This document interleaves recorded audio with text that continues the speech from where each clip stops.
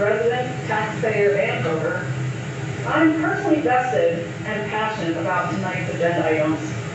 This is perhaps one of the most revealing school board meetings of the year. And the irony of it being election day isn't lost on me. Last December, we had a new interim superintendent and 7 new board members were seated, which brought all kinds of chaos, but not positive change to our children's education or the taxpayers.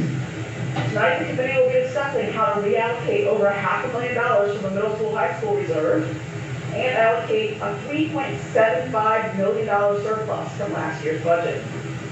The public may be surprised to hear this because when the budget was approved in June 2023, we were told there was a $1.2 million deficit and that you needed to raise our taxes 2.75% to cover operating expenses and put almost $500,000 into that same building project fund. Voters should be asking, why did the district tell us they needed to raise our taxes last year to put money into the building project and now you're supposed to move money back out of that same fund? And why did you raise taxes when there wasn't a deficit?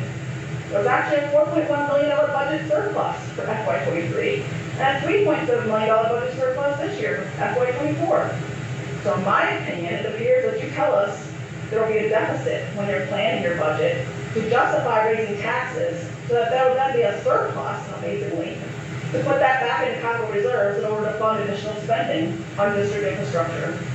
Why doesn't the district build a balanced budget like our Littlestown borough does that includes specifying a budget amount for infrastructure to be more transparent instead of shuffling money around after the fact?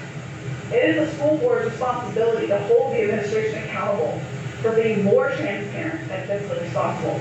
And in my opinion, y'all are failing. So are you going to allocate your surplus to paying down the district's bond debt for all its building projects? No. For the $3.7 million budget surplus, the proposals allocate $3.2 million to capital reserves and the rest to a new transportation reserve. In addition, the proposals reallocated $500,000 from the building projects to so that we'll have a total of $600,000 set aside for new buses and vans, not for student programming. $300,000 more for employee health care reserve, $100,000 more for the technology reserve, and $83,000 from the unassigned fund. When the FY25 budget was approved in June, we were told that there would be another deficit and that you need to cut mental health resources and raise our taxes 1% again. However, in August, Dr. Bell said there was wiggle room in the budgeted expenses to pay for the new teaching assistant positions. With a $3.7 million surplus, that's what, 10% wiggle room in last year's budgeted expenses. If that's true for FY25, then should we expect to see another $4 million surplus? And what happens in FY26 when the building project is complete and there's $6 million to move out of the reserve? Will that go down to paying down the district debt? Will that also be moved to capital expenditures for more infrastructure spending? When the board approved the FY25 budget, we also approved writing a blank check backdated June 2024 to allocate the anticipated FY24 budget surplus in November, pending audit.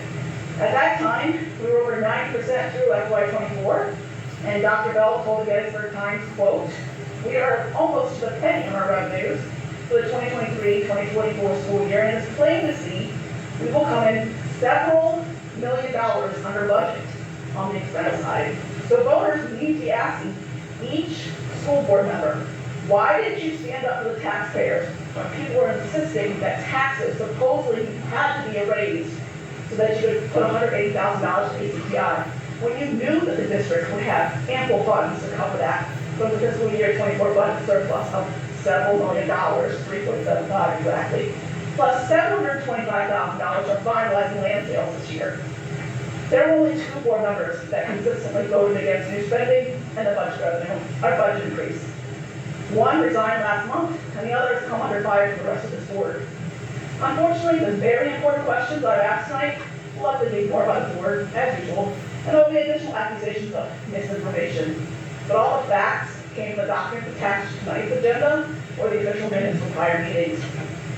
I want to remind you all that next year, the terms end for 4 of the 5 school board members that voted for this year's unnecessary tax increase. And the only point of replacement for last month's resignation. I pray the voters are better informed and elect people that will actually bring positive change to improve the fiscal responsibility, increase transparency, and improve student outcomes for this district. Thank you.